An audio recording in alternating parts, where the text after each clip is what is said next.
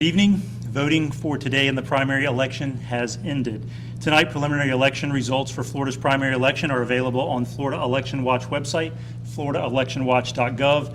Initial results are already coming in from the early voting and vote by mail and have already been tabulated. As the evening progresses, the website will reflect updated totals from supervisors of elections and canvassing boards.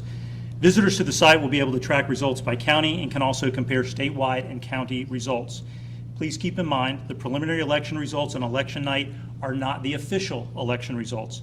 Official results from all 67 counties are due to the division no later than noon on Wednesday, August 28th. These official results will then be presented to the Elections Canvassing Commission for certification on August 29th.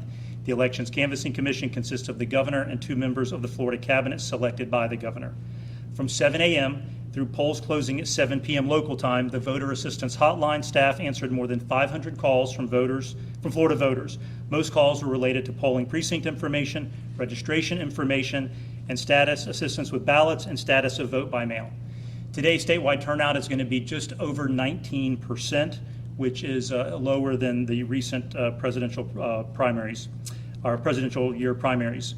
It was mostly an uneventful day. However, we are aware that some counties are having issues with their websites communicating with VR systems. We have offered our support to help supervisors with their issue with their vendor. This is not an issue with the systems at the Florida Department of State. Let me repeat. This is not an issue with the Florida Department of State and in no way impacts floridaelectionwatch.gov.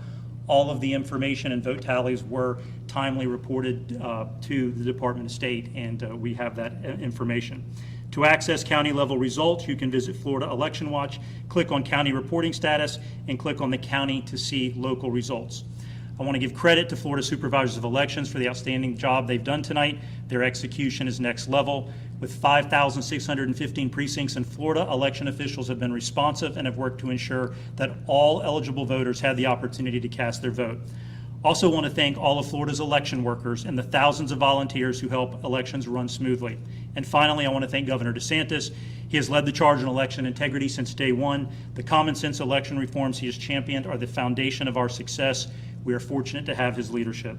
As we prepare for the presidential election in the fall, the Department of State remains committed to transparency, security, and integrity every step of the way. This commitment is why Florida is the gold standard in elections administration and the reason voters are confident their votes will be counted and counted accurately. I'll now take some questions. Yeah, you mentioned an issue with websites and VR systems. Is there something new about VR systems this election and supervisors' relationship? We're still waiting to get information. I mean, what we were most focused on is making sure that the information was being transmitted to the state, which it was.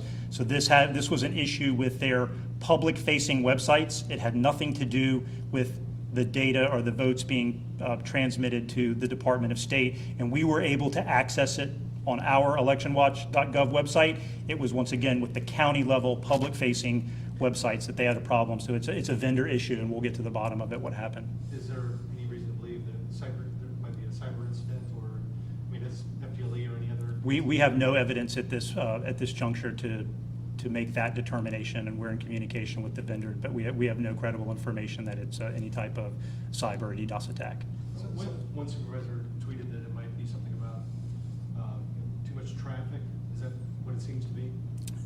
I don't want to speculate. I'm going to let my IT guys talk to the vendor and try to figure this out before I get too far out over my skis on technical issues.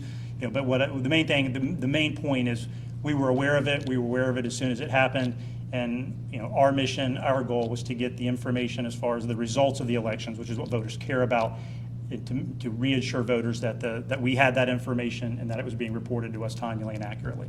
Is the state going to do anything to make sure that this doesn't happen again with many of these elections being local, so people will go to their local secretary or their supervisor's office instead of the state website? Sure. So one of the things that makes Florida the best in the nation is we're always looking to improve and figure out how we can make sure that the elections run even more smoothly than they already are and will in the future. So after every election, we do a new evaluation, deep dive into any issues that may have presented themselves, and work on fixing it for the next time.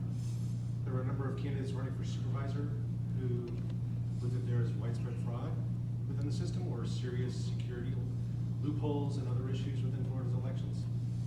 What do you make of? I'm sure you've seen some of the allegations. What do you make of them? Well, they were able to present their case to the voters, and the voters made a decision. And I trust the voters of Florida on who they choose to elect. Anyone else? Any reasons for the low turnout? Did you notice a lower than expected return for mobile mail ballots this year too? If you look historically, when I say historically, over the last several presidential election cycles, I always want to make sure that we're comparing apples to apples. And gubernatorial years are different than presidential years. Over the last several cycles, we've had a low of 18%, a high of 28. Today we're at 19, so it is on the lower end, but not out of historical range. And it really is. You have to go and look at what's driving. We had no statewide primary races. It was really more of a local issue. So we saw, higher maybe average in turnout in some places and lower average turnout in others, but nothing out of the norm. Any more? All right. Thank you guys. Appreciate it. Have a great night.